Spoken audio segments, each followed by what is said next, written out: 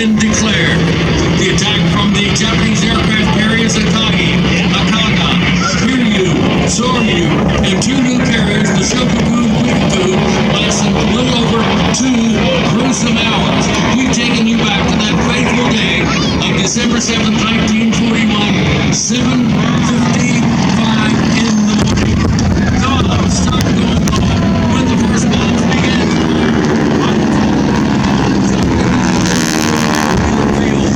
Lieutenant Philip Rasmussen woke from the sound of bombs, jumped out of bed, strapped a .45 caliber pistol over his burning pajamas, ran to find a working Curtiss P-36 Hawk, was joined by 4 more P-36 pilots and took off to engage the attacking Japanese. Pilots Rasmussen, Lewis Sanders, Harry Brown, Gordon Sterling, and Malcolm Mike Gore managed to shoot down a few of the Japanese Zeros, valves, and gates, but the enemy numbers were overwhelming. To your left, you see the Curtiss P-36 Hawk with the Japanese Zero on its tail, simulating the action. At 7:55 a.m. on December 7th of 1941. Meanwhile, elsewhere on the island, English Taylor and George Wells were just all up dinner, dance, and poker party. These two brave pilots, still in their formal dress, raced to a couple of P-40 Warhawks, got them fueled and armed, took off and quickly found themselves in the middle of a real battle. These two pilots caught up with the Japanese close to Pearl Harbor and Hickam Field and engaged the Zeros, valves, and gates with 30 caliber machine guns. Taylor and Wells quickly ran out of ammunition, landed at Wheelerfield near the center of the island, refueled, reloaded with 30 and 50 caliber ammunition, and took off to fight the Japanese again. These two brave pilots are credited with downing a total of 6 Japanese warplanes before their own Curtiss P-40 Warhawks were destroyed. Both pilots received the Distinguished Service Cross for their actions at this day. 402 U.S. planes were on the ground at the beginning of this devastating attack. 188 were destroyed, 159 damaged, only 155 Listen to the machine guns going off, the sound of the strafing rounds, the sound of bombs, and you can just imagine what it must have been like with 189 fighters and bombers from the Japan First Air Fleet out of Pearl Harbor and Hickam Field. The first wave of 189 Japanese Zeros, valves, and gates never gone for an hour and 40 minutes.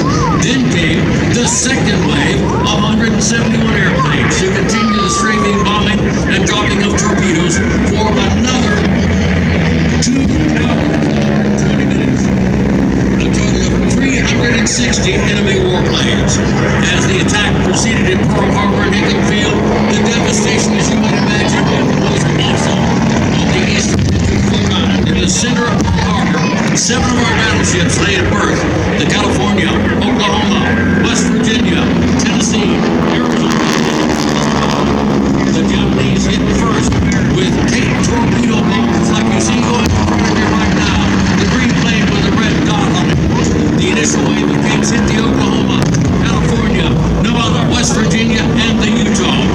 These gates were equipped with special shelter specifically for the attack on Pearl Harbor. You see, the shallow waters in Pearl Harbor would not allow the use of normal deep-running torpedoes. This would take away any claim that the Japanese might make that this was a target of opportunity. No, this was a well-planned, devastating attack on Pearl Harbor and Hickam Field. Then came the plane you see right in front of you now. Armed with 1,700-pound armor-busting projectiles, made for 6-inch battleship guns, but converted to aerial bombs. These planes dived down on the Nevada and Arizona. Anti-aircraft fire veered the valves away from the Nevada on the first wave, but the Arizona ultimately was not that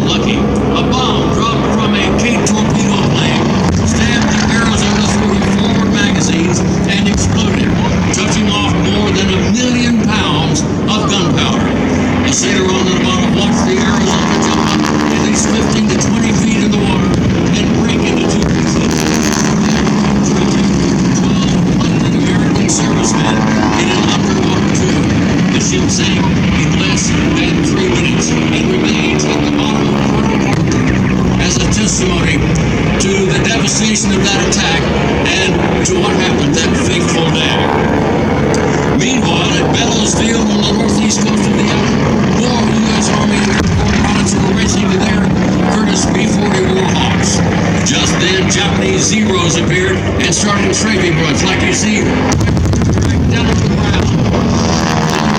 Devastating bullets and the Mountain Lion bomber coming in from the left, dropping those special armor busting bombs. The King following it with a smoke on in front of you right now, dropping those shallow running torpedoes. You can just imagine what the devastation must have been like that fateful day. One P-40 pilot at Bellows-Ville was killed just as he stepped into the cockpit of his P-40. Two other P-40s were down just as they got off the ground. Yes, folks, this is what must have been like that fateful day on December 7th, 1941. The surprise Japanese attack on Pearl Harbor, and in our giant chamber of imagination, we've taken you back to the first B-36 bomb under the tail of a Japanese hero, simulated the 5 brave pilots who got into the air immediately when they heard the planes going overhead. The Mountain Lion bomber coming by, the Cape torpedo bomber high overhead, the Zeros continuing to hammer Pearl Harbor and adjacent Hickam Field with all of the machine guns and bombs and torpedoes. Yes, this is the Tora attack on Pearl Harbor. We've taken you back nearly 80 years. This is the single event that drew the United States in full participation in what we now know is World War II. Just listen to the sound of the air raid sirens. Listen to the sound of the machine guns. Listen to the bombs going off. And you can just imagine in our giant chamber of imagination what it must have been like with a total of 360 Japanese warplanes pounding the island of Oahu that caught us completely by surprise. That flight of 16 B-17s coming from the mainland USA arrive and are immediately attacked by the marauding Japanese Zeros.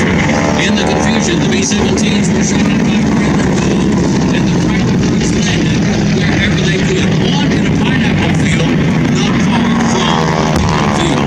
Yes, listen to the roar of the engines, the sound of bombs, and you can imagine what it must have been like that fateful day. One B-17 pilot, Major Landon, trying to land, said, "I'm out of the way, enter the wall. Out of gas, unarmed, and no place to land." 8 of the 16 B-17s actually made it to Hickam Field. At the conclusion of the surprise Japanese attack on Pearl Harbor, more than half of America's entire naval fleet had been destroyed or damaged. Nearly 2,400 Americans were killed, 1,200 wounded, and at the time, 960 were missing. 188 aircraft were destroyed, 150 damaged, just 155 aircraft left on the ground in varying stages of repair. 2 battleships, 3 destroyers, and 2 light cruisers were destroyed. 6 battleships were damaged. Our greatest naval base lay in ruins, along with our complacency. The following day, December 8, 1941, President Franklin Delano Roosevelt announced our entry into World War II with these words to Congress, the citizens of the United States, and the world.